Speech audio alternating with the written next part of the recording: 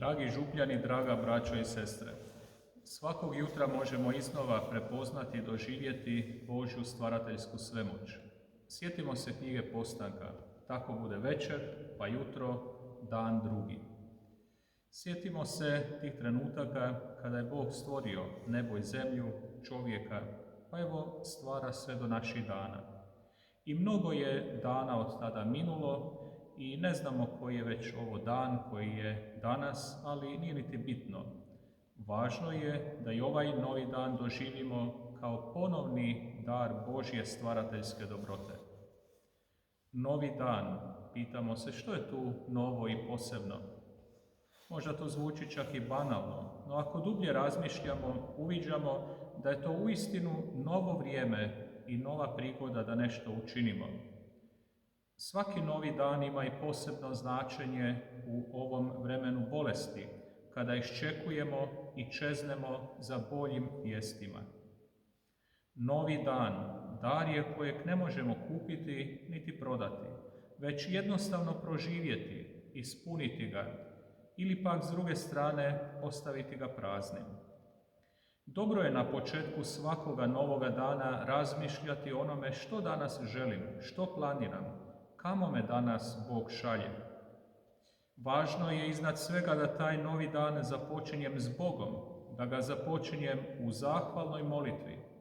Hvala ti, Bože, za dan koji mi daruješ. Hvala ti što mi daješ mogućnost da u novome danu nešto lijepo učinim, da obdarim ljude oko sebe onim darovima kojima si ti mene u svoj dobroti obasuo. Po jutru se dan poznaje, stara je narodna uzrečica. Ako dobro započinjem dan, ako se već izrana nečim pozitivnim i kvalitetnim motiviram, bit će dobro. Donesem li danas nekome putem poziva ili poruke barem tračak radosti, nade ili optimizma, uljepšat ću mu dan. Ako sam pak bolestan, star, nemoćan, usamljen, moj novi dan je time još više blagoslovljen. Bog me treba da i taj novi dan i svu njegovu patnju prihvatim zajedno s Isusom koji je dragovoljno za nas trpio. Neka i ta patnja bude velikodušno darovana za dobro ljudi. Zato uđi, brate i sestro, radostan u svaki novi dan kojeg ti Gospodin daruje. Novi dan, možemo reći, je nešto poput izorane njive i taj novi dan čeka da ga obradiš, da po njemu nešto posiješ. Možda će ta njiva novoga dana biti tvrda, neizvjesna, suha ili opasna. Možda ću trebati nešto učiniti da novi dan učinim podobnim i prikladnim za sijanje po njemu. Uglavnom, važno je shvatiti da sam i ja, koliko god se čini da je moj život beznačajan, važan čimbenik svakog novog dana u životu. Ono što ću u njega ugraditi, to ostaje. Ono što će u novome danu mojom krivnjom biti prazno, nepopunjeno, takvo i ostaje. Važno je stoga, poštovani prijatelji, u novome danu iza sebe ostaviti jedan lijepi trag. Trag koji će ponajprije biti ispisan u srcima ljudi.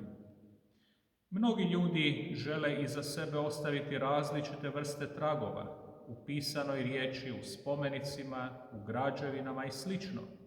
No upamtimo ovo, ako želimo, Bog nam daje mogućnost da u kratkoći dana ostavimo trag dobrote i ljubavi u srcu bližnjega. Taj trag ostaje zauvijek. Svaki novi dan veliki je Božji dar. Dobro ga iskoristimo za dobro. Bio vam svima, dragi župljani, današnji dan ispunjen dobrim djelima i mirom. Neka vas sve dobri Bog čuva i blagoslovi. Lijepo vas pozdravljam iz naše drage župne crkve.